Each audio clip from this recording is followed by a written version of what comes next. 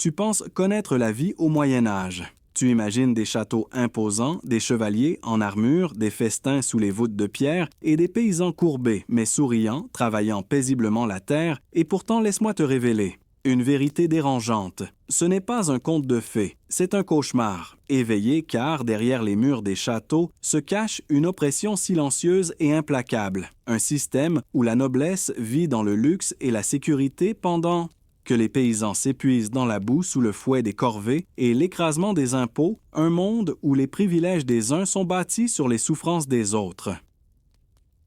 Tu crois peut-être que les nobles protégèrent les paysans en non-mastonnaisant, échange de leur travail, qu'ils formaient une communauté soudée par des liens d'honneur et de loyauté. Mais la réalité est bien plus sombre, bien plus cruelle. Ici, il n'y a pas d'échange équitable, il y a une exploitation organisée. Méthodique et sans échappatoire. Dans cette vidéo, je vais te plonger dans ce contraste insupportable entre deux mondes qui coexistaient, mais ne se comprenaient pas entre les banquets et les famines, entre les armures étincelantes et les pieds, nus, couverts de boue, entre les privilèges et la servitude. Prépare-toi à découvrir pourquoi ce système féodal n'était pas seulement une organisation sociale, mais une véritable machine à broyer des vies. Pourquoi être paysan signifiait souffrir en silence pendant que les nobles festoyaient. Pourquoi cette opposition n'était pas un choix, mais une condition imposée par la naissance. Alors, es-tu prêt à traverser les siècles, à ouvrir les yeux sur cette dure réalité que les livres d'histoire édulcorent souvent à t'immerger dans ce quotidien rude et brutal, où la noblesse et la paysannerie étaient séparées par un gouffre infranchissable que seule la mort pouvait parfois abolir. Tu te réveilles dans une ferme, en 1320, et déjà ton destin est scellé sans que tu n'aies eu à le choisir. Tu es né paysan, tu mourras paysan, car ici, le système féodal te tient prisonnier dans une hiérarchie implacable au sommet. Il y a le roi, ses grands vassaux, puis les seigneurs locaux et tout en bas, toi et ta famille, qui travaillaient sans relâche la terre des autres pour une maigre protection et une subsistance à peine suffisante. Chaque lever de soleil annonce les mêmes gestes, les mêmes corvées, les mêmes « douleur, tu sors de ta masure en bois et torchis, tu prends ta houe et tu pars aux champs qui ne t'appartiennent même pas. Tu sèmeras, tu récolteras, mais le fruit de ton labeur ira d'abord à ton Seigneur pour payer tes redevances, tes impôts et tes dettes avant même que tu ne puisses nourrir ta propre famille. » Le système féodal est une pyramide immense et lourde qui écrase les épaules des plus faibles. Les paysans comme toi fournissent la nourriture, les matières premières, le travail manuel pendant que la noblesse jouit du pouvoir de la guerre et des privilèges sans même poser les mains sur la terre, cette même terre qui absorbe ta sueur, ton sang, tes espoirs silencieux. Le Seigneur te promet en échange une protection contre les pillards, les envahisseurs, les seigneurs rivaux. Mais cette promesse est souvent creuse, car lorsqu'une guerre éclate ou qu'une bande armée rôde dans les campagnes, ta masure est la première à brûler tes récoltes, les premières à être pillées, et ton corps le premier à tomber sous le fer sans que personne ne te défende, vraiment. Ce système n'est pas seulement économique, il est aussi mental. Une évidence que personne ne remet en question, la terre appartient aux nobles par droit divin, et tu n'es qu'un outil vivant à leur service. Ton père l'a accepté avant toi, ton grand-père aussi, et tes enfants n'auront d'autre choix que de courber l'échine comme toi, car ici personne ne rêve d'ascension sociale, on rêve juste de survivre à l'hiver. Les rares fois où tu aperçois ton Seigneur, c'est à cheval entouré de ses hommes en armes traversant le village sans même te regarder, car pour lui, tu n'es qu'une silhouette anonyme parmi d'autres, une bouche de plus à nourrir, une main de plus à utiliser au gré des besoins de son domaine. Il décide de ta vie comme il décide du sort de ses chevaux ou de ses terres. Même ta maison est sous sa coupe. Tu n'as pas le droit d'y faire des travaux sans son autorisation. Tu ne peux pas quitter son domaine sans son accord. Tu ne peux même pas te marier sans qu'il ne donne son consentement ou qu'il ne prenne sa part parfois charnelle de cette union, car c'est cela aussi. Le droit féodal à justice, ici, est celle du Seigneur. Il est juge, et parti, il tranche les conflits. Il décide des peines parfois avec clémence, mais le plus souvent avec sévérité, car son autorité ne doit jamais être contestée sous peine. D'exemples sanglants, la roue, le pilori, la potence sont des rappels permanents de ce que signifie désobéir. Toi qui vis dans un monde de droit de liberté de choix, pourrais-tu seulement comprendre ce que cela signifie d'être lié à la terre? Par des chaînes invisibles mais incassables, de vivre sans jamais espérer autre chose que la répétition des mêmes gestes, jusqu'à l'épuisement, jusqu'à la mort et, pourtant, au-delà de cette soumission quotidienne, il y a encore pire.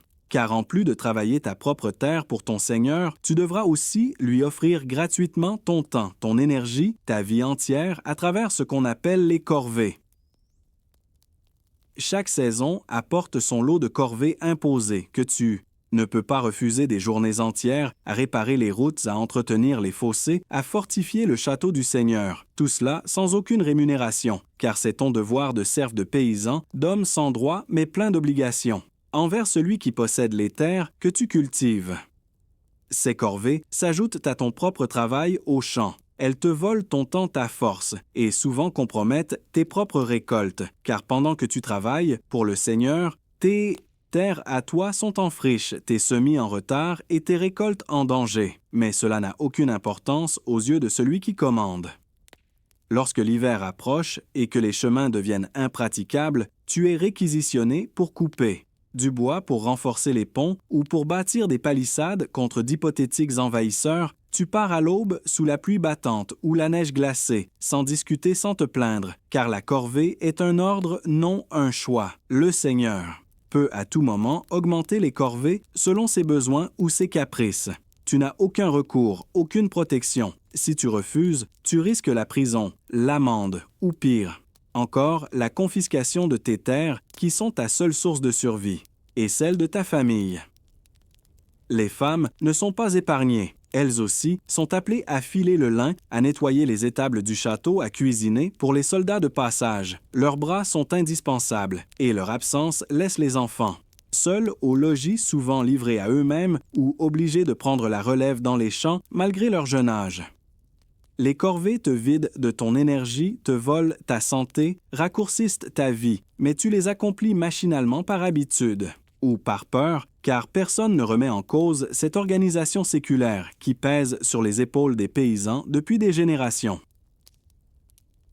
Certains tentent parfois d'y échapper en simulant une maladie, en fuyant vers un autre domaine, mais les risques sont grands. Si on te rattrape, tu seras puni publiquement, marqué au fer ou même pendu pour l'exemple, car les seigneurs ne tolèrent pas la désobéissance qui menace leur autorité, toi qui jouis d'un contrat de travail de congé. De droit, pourrais-tu imaginer cette vie où l'on t'arrache sans cesse à tes priorités pour satisfaire les caprices d'un autre et où ton refus n'existe tout simplement pas?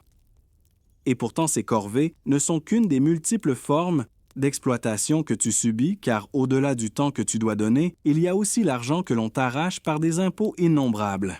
Chaque année, tu dois payer la taille, un impôt direct imposé par le roi, mais que le seigneur collecte et souvent augmente à sa guise sous prétexte d'assurer ta protection ou de financer une nouvelle guerre à laquelle tu ne participeras.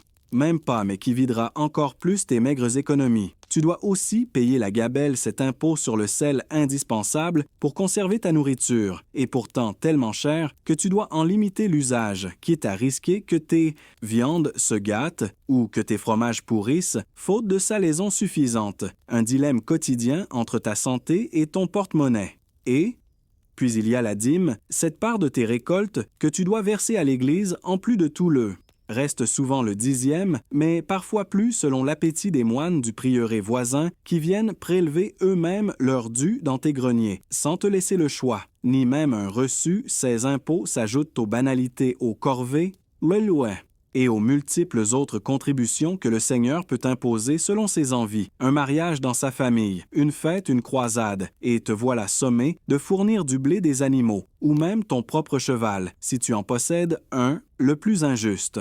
C'est que seuls les paysans perdent ces impôts, les nobles en sont exemptés par privilège, ainsi que le clergé qui pourtant vit dans l'abondance protégé par des murs de pierre et des alliances politiques solides, tandis que toi, tu t'appauvris. Chaque année davantage, tu travailles sans relâche pour produire toujours plus, mais tu n'en vois jamais les bénéfices. Tes enfants grandissent dans l'Élysée, non autant, dans la misère. Tes vêtements se déchirent, tes outils s'émoussent, mais tu continues, car tu n'as pas le choix, sinon la faim, sinon la mort, sinon la ruine complète. Certains paysans tentent parfois de cacher une partie de leur récolte, mais si le seigneur le découvre, les sanctions sont terribles, la confiscation, l'emprisonnement ou même la mutilation, car voler à son seigneur est vu comme un crime impardonnable, pire encore que voler à un voisin toi qui râle à la moindre taxe sur ton salaire. Pourrais-tu supporter cette ponction permanente, cette hémorragie sans fin qui t'épuise et te condamne à une vie de privation et de sacrifice constant? Et pourtant, au-delà de ces impôts, il y a encore les droits spécifiques que le seigneur détient sur toutes les installations essentielles du village, te forçant à payer pour utiliser ce qui devrait être à tous. Dans ton village, tout est sous le contrôle du seigneur, même les outils et les installations nécessaires à ta survie. Tu veux moudre ton grain, il te faut aller au moulin, banale propriété du seigneur et payer pour chaque sac de farine que tu produis, sous peine d'amende ou de saisie de tes récoltes. Tu veux cuire ton pain, il te faut utiliser le four banal, encore une fois, propriété seigneuriale, et chaque utilisation est taxée. Une part de ton pain revient au seigneur ou à son intendant, même si ton propre four reste inutilisé, car interdit sous peine de lourdes sanctions. Tu veux presser ton raisin pour faire du vin. Il te faut utiliser le pressoir banal, et là encore, payer un droit parfois exorbitant qui te laisse à peine de quoi remplir tes propres tonneaux, car la meilleure part est toujours prélevée par le seigneur pour sa table ou pour vendre à son profit. Ces droits de ban sont une forme d'exploitation sournoise, une manière d'assurer que chaque activité économique, même la plus modeste, génère des revenus pour la noblesse et maintienne les paysans dans une dépendance totale, sans possibilité d'autonomie ni d'émancipation. Même la pêche dans la rivière ou la cueillette dans la forêt sont soumises à des droits spécifiques des permissions qu'il faut acheter au seigneur, sous peine d'être accusé de braconnage et puni sévèrement parfois par des mutilations publiques, qui servent d'exemple aux autres. Ces interdictions et ces taxes créent un climat de peur et de résignation. Tu apprends à calculer chaque geste, à éviter certaines activités pour ne pas risquer de perdre le peu que tu as ou de subir la colère du seigneur ou de ses gardes, toujours prompt à faire respecter ses droits avec une brutalité sans faille, toi qui peux ouvrir ton four ou aller au supermarché sans permission ni taxe. Pourrais-tu seulement comprendre ce que cela signifie de devoir demander l'autorisation et de payer pour chaque geste simple de ton quotidien? Et pourtant, au-delà de ces contraintes économiques, il y a encore une condition bien plus lourde, celle d'être lié à la terre à jamais sans possibilité de fuir ni d'espérer une autre vie. Tu es né serf, et cela suffit à définir toute ton existence liée à la terre comme un arbre enraciné que l'on ne peut déplacer sans l'abîmer. Tu n'es pas libre de partir, ni même de choisir ton destin. Ta vie est dictée par les besoins de ton Seigneur et par les traditions qui se transmettent depuis des générations sans jamais être remises en question. Même si tu rêves un jour de voir d'autres villages, d'autres terres, d'autres horizons, tu ne peux pas le faire sans la permission expresse de ton Seigneur, et celle-ci est rarement accordée, car ton départ serait une perte pour lui, un bras de moins pour travailler ses champs, une bouche de moins pour payer ses impôts. Le mariage aussi est soumis à son autorité. Tu ne peux pas épouser qui tu veux sans son accord, et souvent, il en profite pour prélever une taxe, le fort mariage, un impôt supplémentaire sur ton amour, sur ta vie intime, car ici, tout est monnayable. Même les sentiments, même les unions les plus sincères, dans certains cas, le Seigneur exerce même le droit de cuissage. Une pratique controversée mais parfois réelle, qui lui permettrait de coucher avec la jeune mariée avant son époux. Une humiliation publique, une marque supplémentaire de sa domination sur ton corps et sur ta famille. La servitude est une chaîne invisible, mais d'une solidité implacable. Tu peux racheter ta liberté, en théorie, mais en pratique, tu n'en as ni les moyens, ni les connaissances, ni le soutien nécessaire. Alors tu acceptes, tu plies l'échine, tu transmets à tes enfants cette condition qu'ils accepteront à leur tour, comme une fatalité. Même ton travail ne t'appartient pas, ce que tu produis revient en grande partie au Seigneur. Tu gardes à peine de quoi survivre, et lorsque tu meurs, ta famille doit payer la main morte, un impôt sur ta propre mort, pour pouvoir conserver la maison ou la terre que tu as entretenue toute ta vie, toi qui es libre de déménager, de changer de métier, d'aimer qui tu veux. Peux-tu seulement comprendre cette existence sans choix, sans espoir, sans perspective, où même tes enfants naissent déjà prisonniers d'un destin qui n'est pas Le leur, mais celui que d'autres ont tracé pour eux, et pourtant même dans cette condition de soumission totale, tu n'es pas à l'abri de l'arbitraire du Seigneur qui peut à tout moment décider de ton sort selon son bon vouloir. Dans La Seigneurie, le Seigneur détient tous les pouvoirs. Il est à la fois législateur, juge et parfois bourreau. Sa parole fait loi, et nul ne peut la contester, car il est le représentant direct de l'autorité du roi dans son domaine. Il peut lever des impôts, imposer des corvées, expulser des familles ou confisquer des terres sur un simple caprice. Il peut aussi juger les différends entre paysans, décider des peines sans appel ni recours, parfois avec clémence, souvent avec une sévérité exemplaire pour maintenir l'ordre et rappeler à tous qui détient le pouvoir. Les châtiments vont de l'amende à la flagellation publique de l'exil à la mort selon la gravité réelle ou supposée de la faute. La justice seigneuriale est rendue dans la salle du château ou sur la place du village devant tous afin que chacun voie et comprenne la nécessité de l'obéissance et de la soumission, car ici, contester l'autorité, c'est risquer la ruine, l'humiliation ou la potence. Le Seigneur décide aussi des usages des bois, des rivières, des chemins. Il peut interdire l'accès à certaines terres ou imposer des taxes pour leur utilisation, transformant des ressources vitales en privilèges payants dont il est le seul bénéficiaire. Et toi le seul à en souffrir, il peut réquisitionner des hommes pour ses expéditions militaires, des bêtes pour ses chasses ou ses transports, des récoltes pour ses festins, sans que tu ne puisses t'y opposer, car tout ici lui appartient en intendion sensis droit, et en fait y compris ta force de travail, et parfois même ta vie. Cette toute-puissance nourrit des abus fréquents, des injustices criantes, mais personne n'ose les dénoncer de peur des représailles, car la révolte est un crime gravissime. Puni sans pitié, souvent dans le sang, pour décourager toute velléité de résistance, toi qui vis dans un état de droit avec des tribunaux indépendants, peux-tu imaginer ce que signifie vivre sous l'arbitraire absolu d'un homme qui décide, seul de ce qui est juste ou injuste, de ce qui mérite récompense ou châtiment, et pourtant parfois la coupe est pleine, parfois l'oppression est telle que même les plus résignés se soulèvent au prix de leur vie, au prix du sang. Il arrive que les paysans n'en puissent plus que l'oppression devienne insupportable, que la faim, la misère et les injustices les poussent à prendre les armes, malgré les risques, malgré la peur. C'est ce qui s'est produit lors de la célèbre jacquerie de 1358. Un soulèvement violent des campagnes contre les nobles qui les exploitaient sans relâche. Les paysans, armés de fourches de bâtons de faux, se sont levés en masse, attaquant les châteaux, incendiant les demeures seigneuriales, libérant parfois des villages entiers de l'oppression dans un élan de colère, de désespoir et de soif de justice, ou simplement de survie. Mais ces révoltes sont presque toujours écrasées dans le sang. La noblesse réagit avec une brutalité inouïe, mobilisant ses troupes, ses alliés et parfois même l'armée royale pour rétablir l'ordre par la terreur, massacrant les insurgés sans distinction, hommes, femmes, enfants, pour faire un exemple définitif. Les représailles sont terribles.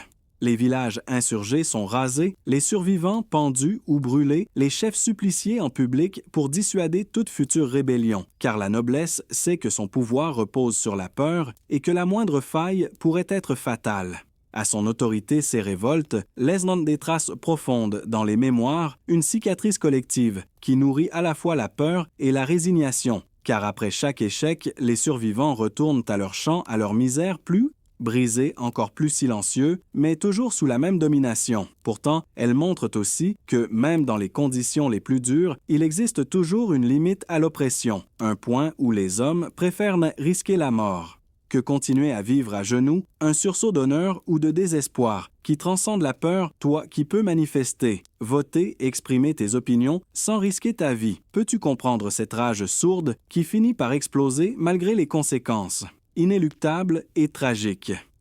Et pourtant, même sans révolte, même dans le quotidien le plus banal, la violence reste omniprésente, car les nobles eux-mêmes mènent des guerres privées, semant la terreur dans les campagnes. La vie du paysan est marquée par une violence constante et diffuse. Les nobles se livrent à des guerres privées pour des terres, pour des titres, pour des alliances, et ces conflits se déroulent toujours sur les champs des paysans, sur leurs maisons, sur leur vie.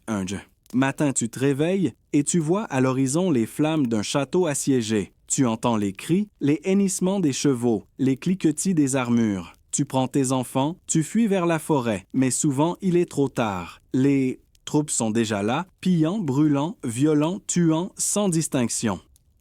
Les récoltes sont piétinées, les greniers vidés, les animaux emmenés, les maisons incendiées, en quelques heures des années de labeur, s'envolent en fumée et tu restes. Là, désemparé face à la violence aveugle d'une guerre qui n'est pas la tienne, mais dont tu es toujours la victime collatérale. Même en temps de paix, les bandes de routiers de mercenaires sans solde errent dans les campagnes, pillant les villages les plus faibles, imposant des rançons, assassinant ceux qui refusent ou ne peuvent payer. Et personne ne vient t'aider, car la justice est loin, et la force est ici, la seule loi. Cette violence te contraint à vivre dans la peur à cacher.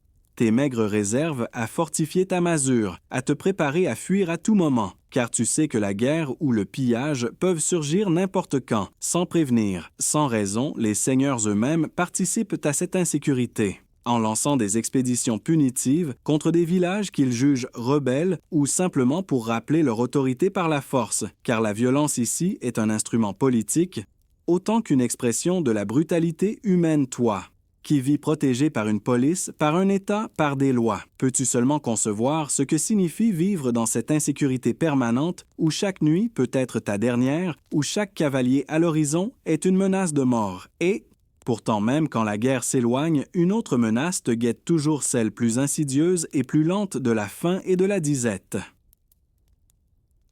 Les mauvaises récoltes sont fréquentes, les gelées tardives, les pluies torrentielles, ou au contraire, les sécheresses implacables détruisent les semences et anéantissent des mois de travail en quelques jours, laissant les greniers vides et les estomacs creux sans espoir de répit avant la saison suivante. Lorsque la famine frappe, tu dois rationner.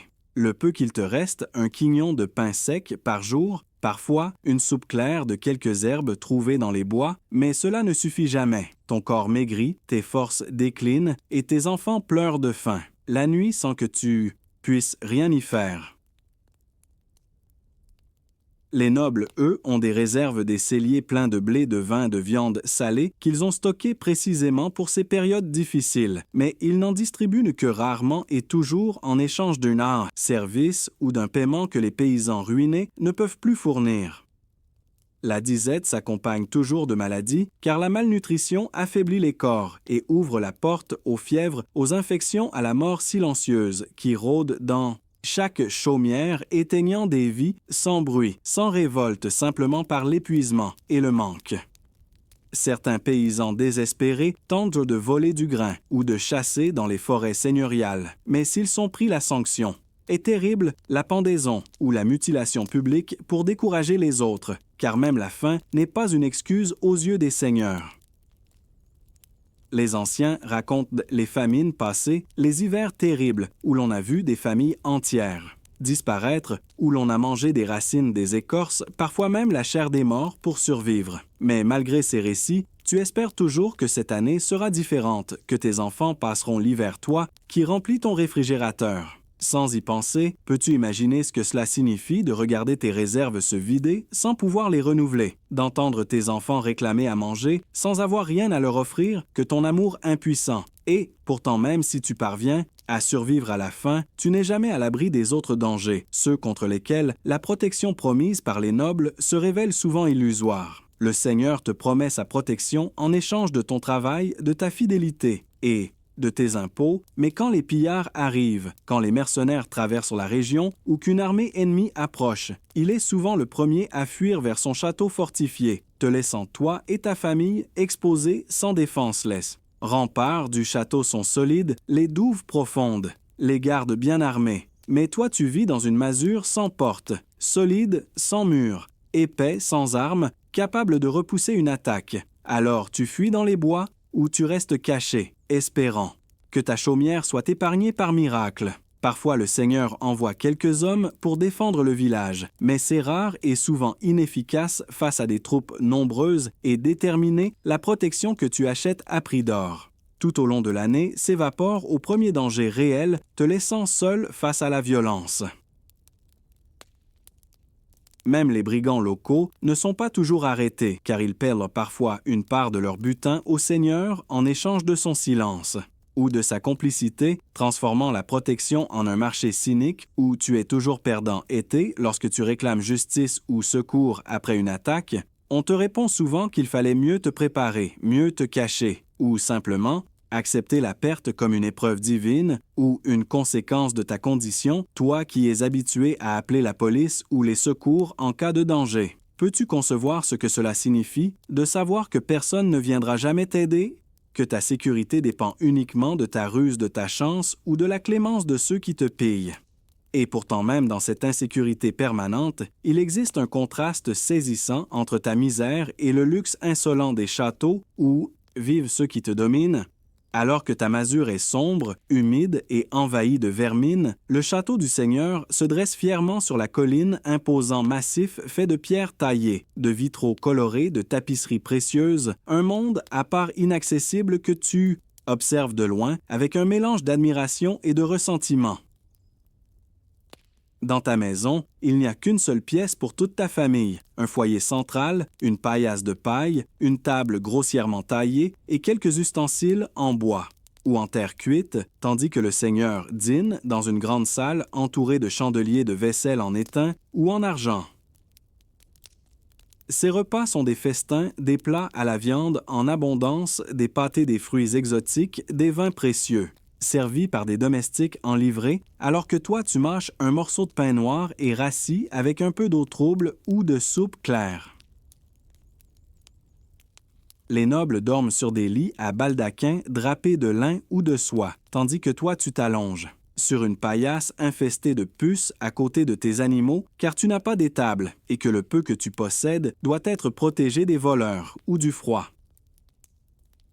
Le château est chauffé par d'immenses cheminées où brûlent sans cesse des bûches de chêne, alors que dans ta masure, la fumée du foyer irrite tes yeux, sans réchauffer vraiment l'espace et imprègne tes vêtements et ta peau d'une odeur âcre et persistante. Toi qui vis dans un logement confortable, pourrais-tu imaginer ce que cela signifie de voir chaque jour cette opulence au sommet de la colline pendant que tu luttes pour arracher à la terre de quoi survivre et pourtant même cette injustice criante est renforcée par un système judiciaire profondément inégal qui te laisse sans recours. Dans le système féodal, la justice est un privilège des puissants. Le seigneur et ses pairs bénéficient de tribunaux de juges de procédure, tandis que toi, simple paysan, tu es jugé directement par le seigneur ou par son intendant sans avocat, sans défense, sans véritable chance d'obtenir gain de cause. Lorsque tu as un différend avec un autre paysan, le seigneur tranche souvent en faveur de celui qui lui est le plus utile ou le plus riche, car la justice, ici, est moins une question de droit que d'intérêt ou d'allégeance, et tu le sais, alors tu acceptes en silence même l'injustice la plus flagrante. Les peines sont souvent disproportionnées, une simple insulte peut valoir la mutilation. Vol de nourriture, la pendaison, car il s'agit autant de punir que d'exempler d'écraser toute velléité de rébellion ou d'indépendance. Les nobles, eux, bénéficient de l'impunité. Ils peuvent te frapper, te dépouiller, te violenter sans risquer grand-chose, car il faudrait qu'un autre noble ose les poursuivre, ce qui est rare dans une société où la solidarité de classe prime sur la justice, toi, qui as accès à des tribunaux indépendants, à des avocats, à des recours. Peux-tu comprendre ce que cela signifie de vivre sous une justice arbitraire et partiale où ta condition sociale détermine d'avance l'issue de toute procédure? Ouais. Pourtant, cette inégalité commence bien avant dans l'accès au savoir et à l'éducation. Dans ton village, personne ne sait lire ni écrire, sauf peut-être le prêtre ou l'intendant du Seigneur, car l'éducation est un privilège réservé aux enfants de la noblesse ou du clergé qui apprennent le latin, le droit, la stratégie militaire. Pendant que toi, tu apprends à labourer, à semer, à survivre, l'école n'existe pas pour toi. Tu ne verras jamais un livre, ni même une feuille de parchemin. Tes histoires se transmettent oralement autour du foyer par des contes, des chansons, des proverbes, mais jamais par l'écrit, car il est un luxe que tu ne peux ni comprendre ni espérer.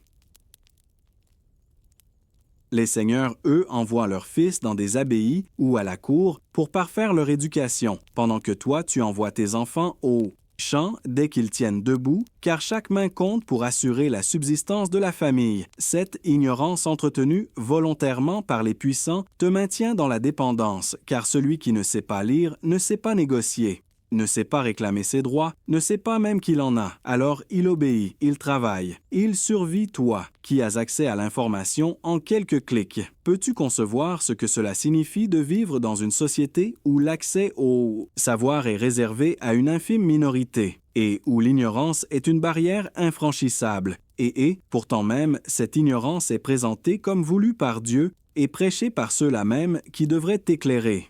Dans ton village, la religion rythme chaque instant de ta vie. Elle te dit quand travailler, quand te reposer, quand prier. Et surtout, elle te rappelle en permanence que ta place est voulue par Dieu, que ta misère est une épreuve divine et que la soumission au Seigneur est un devoir sacré. Le prêtre te prêche chaque dimanche que ta souffrance ici-bas sera récompensée au paradis, mais seulement si tu obéis, si tu respectes ton Seigneur et l'Église, si tu acceptes sans broncher les injustices.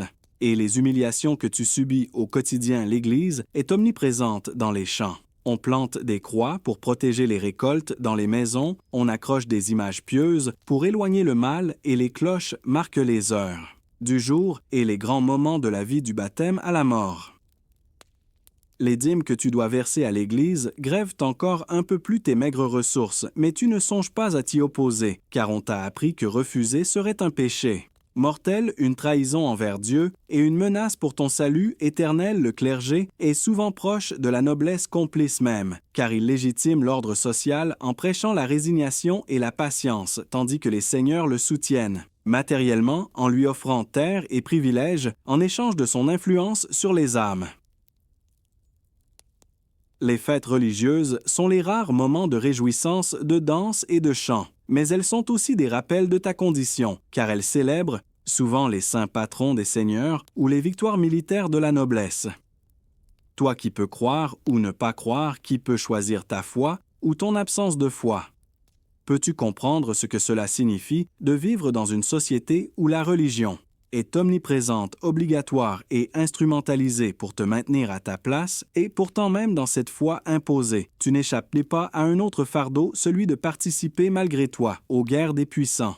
Le Seigneur a le droit d'exiger de toi non seulement des impôts et des corvées, mais aussi des contributions militaires. Il peut te contraindre à fournir des hommes de ta famille pour combattre dans ces guerres, ou même t'y envoyer toi-même en te promettant une vague protection en échange. Même si tu n'es pas soldat, tu dois céder des animaux pour la cavalerie des charrettes, pour le transport, ou du blé pour nourrir les troupes des ressources précieuses que tu ne peux plus consacrer à ta propre survie, mais que tu dois abandonner au nom de la fidélité vassalique.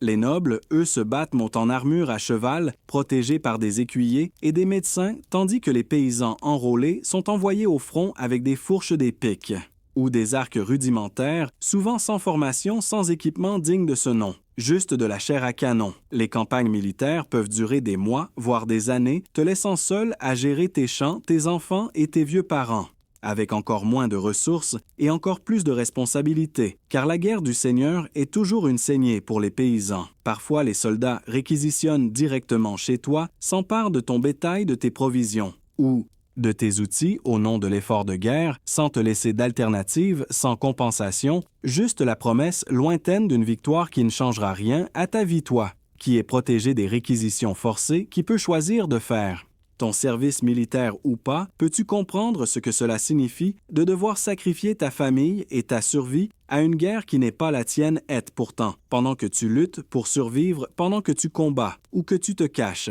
Les nobles, eux, s'amusent, se divertissent et célèbrent leur supériorité par des fêtes somptueuses. Au sommet de la colline, dans le château, le seigneur organise des tournois, des chasses, des banquets, des fêtes somptueuses, où l'abondance contraste cruellement avec ta misère quotidienne, là où toi tu manges du pain noir et bois de l'eau. Trouble lui déguste des vins rares, des viandes rôties et des pâtisseries délicates. Les tournois attirent des chevaliers de toute la région qui s'affrontent en joutes spectaculaires sous les yeux admiratifs des dames en robe de soie, tandis que toi tu regardes de loin ou que tu travailles encore et toujours pour préparer les festins ou réparer les écuries après les fêtes. La chasse est un autre privilège réservé aux nobles. Ils parcourent les forêts sur des chevaux fougueux, traquant le cerf ou le sanglier avec des meutes de chiens, pendant que toi tu n'as même pas le droit de poser un collet sous peine d'être pendu pour braconnage.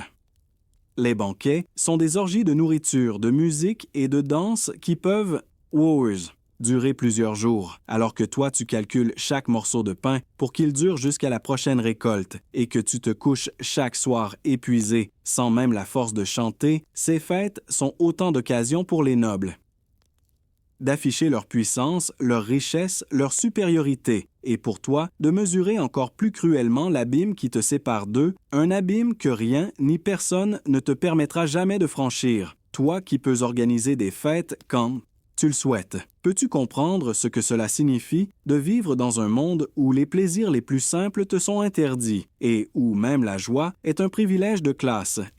Pourtant même cette inégalité s'exprime jusque dans la manière dont les biens et les terres se transmettent de génération en génération. Dans la noblesse, les terres se transmettent intactes de père en fils, consolidant ainsi des fortunes et des pouvoirs sur plusieurs générations des domaines entiers, passant d'un héritier à l'autre, renforçant l'autorité de certaines familles et assurant leur domination sur des centaines, voire des milliers de paysans. Toi, en revanche, tu ne possèdes souvent qu'un lopin de terre que tu ne peut ni vendre ni transmettre librement, car il est lié au domaine seigneurial, et toute transaction doit obtenir l'accord du seigneur qui peut la refuser ou l'imposer selon son intérêt. Si tu meurs sans héritier direct, ta terre revient au seigneur par droit de main morte, et même si tu as des enfants, ils devront souvent payer des droits de mutation exorbitants pour conserver ce que tu as cultivé toute ta vie, sinon ils perdront tout et devront partir ailleurs comme des miséreux. 7.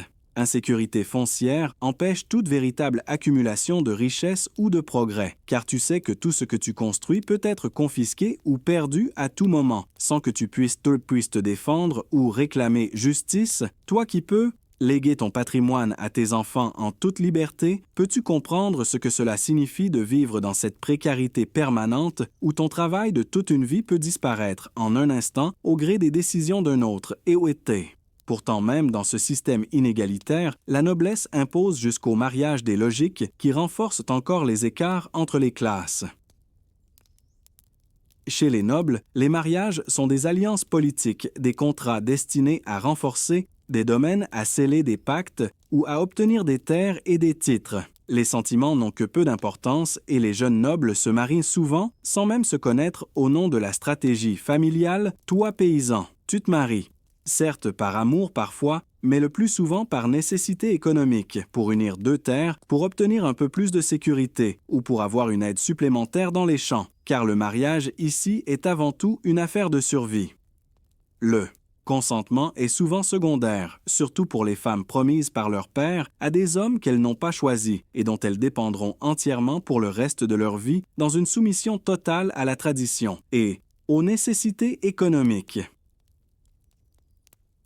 Les mariages nobles sont célébrés avec faste des festins, des tournois, des présents luxueux, tandis que les tiens se déroulent sobrement dans l'église du village avec une simple bénédiction et parfois un maigre repas partagé entre voisins. Toi qui peux choisir librement ton conjoint, peux-tu comprendre ce que cela signifie de voir ton avenir déterminé par la logique implacable de la survie ou de la stratégie familiale sans possibilité de t'y opposer et pourtant même dans ces unions imposées, se reflète un mépris profond pour le travail manuel, indispensable à la survie de tous, mais méprisé par les puissants. Le travail manuel, celui qui nourrit, celui qui construit, celui qui assure la survie, est ici méprisé par la noblesse qui le considère comme indigne d'elle, réservé aux paysans, à ceux qui n'ont d'autre choix que de se salir les mains pour vivre. Les nobles, eux, se consacrent à la guerre, à l'administration, à la chasse, à l'art des armes, tandis que toi tu laboures, tu moissonnes, tu répares sans relâche dans une fatigue permanente que personne ne valorise ni ne récompense, car ici, travailler de ses mains est une nécessité, non une vertu, et pourtant sans toi.